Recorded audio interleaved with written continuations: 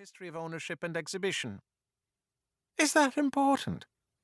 Tell me something, Dottie dear. Why would someone be an expert in something if it wasn't bloody important? Interestingly enough, Professor Blake was not the first art world figure to settle in Gunwallow. But unlike her predecessor, the reclusive restorer, who had lived for a time in the cottage down by the cove, she was unfailingly polite. Not the talkative sort, mind you, but always a pleasant greeting and an enchanting smile. The consensus among Gunwallow's male population was that the professor's author photograph had not done her justice. Her hair was nearly black and shoulder-length, with a single provocative streak of gray. Her eyes were an arresting shade of cobalt blue. The puffy pillows of dark flesh beneath them only added to her allure. "Smouldering," declared Duncan Reynolds, a retired conductor for the Great Western Railway. "Reminds me of one of those mysterious women you see in the cafes of Paris." Though as far as anyone knew, the closest old Duncan had ever come to the French capital was Paddington Station. There had been a Mr. Blake once, a painter of minor note, but they had divorced while she was still at the Tate. Now, at 52 years of age, and in the prime of her professional life, Charlotte Blake remained unmarried, and by all outward appearances, romantically unattached. She never had guests, and never entertained. Indeed, Dottie Cox was the only inhabitant of Gunwallow who had ever seen her with another living soul.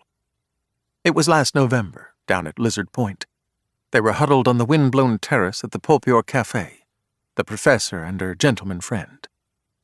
Handsome devil he was, a real charmer, had trouble written all over him. But on that morning in January, with the rain falling in sheets and a cold wind blowing from Mounts Bay, the state of Professor Charlotte Blake's love life was of little concern to Vera Hobbs. Not with the chopper still on the loose. It had been nearly a fortnight since he had struck last, a woman of 27 from Holywell on the North Cornish coast. He had killed her with a hatchet, the same weapon he had used to murder 3 other women. Vera took a small measure of comfort in the fact that none of the murders had taken place during rainy weather. The chopper, it seemed, was a fair-weather fiend.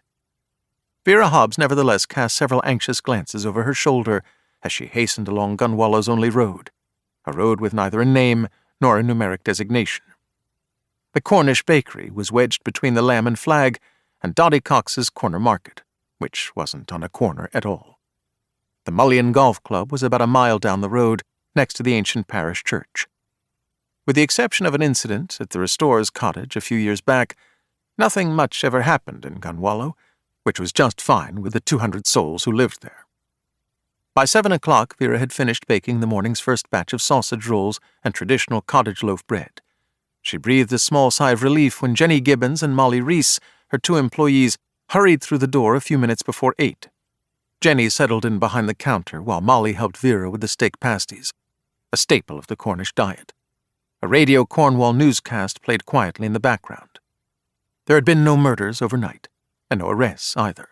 A 24-year-old motorcyclist had been seriously injured in a crash near the Morrisons in Long Rock. According to the weather forecast, the wet and windy conditions would persist throughout the day, with the rain finally ending sometime in the early evening. "Just in time for the chopper to claim his next victim," interjected Molly, as she spooned meat and vegetable filling onto a circle of short-crust pastry dough. She was a dark-eyed beauty of Welsh extraction, a real handful. "He's past due, you know. He's never gone more than 10 days without burying his hatchet into some poor girl's skull. Maybe he's had his fill. Got it out of his system.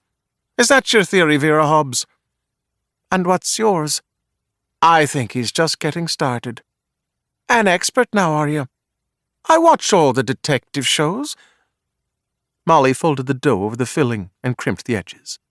She had a lovely touch. "He might stop for a while, but eventually he'll strike again. That's the way these serial killers are. They can't help themselves." Vera slid the first tray of pasties into the oven and rolled out the next sheet of short-crust dough and cut it into plate-sized circles. The same thing every day for 42 years, she thought. Roll, cut, fill, fold, crimp. Except Sundays, of course. On her so-called day of rest, she cooked a proper lunch, while Reggie got drunk on stout and watched football on the telly. She removed a bowl of chicken filling from the fridge. "Did you happen to notice the light burning in the window of Professor Blake's car?"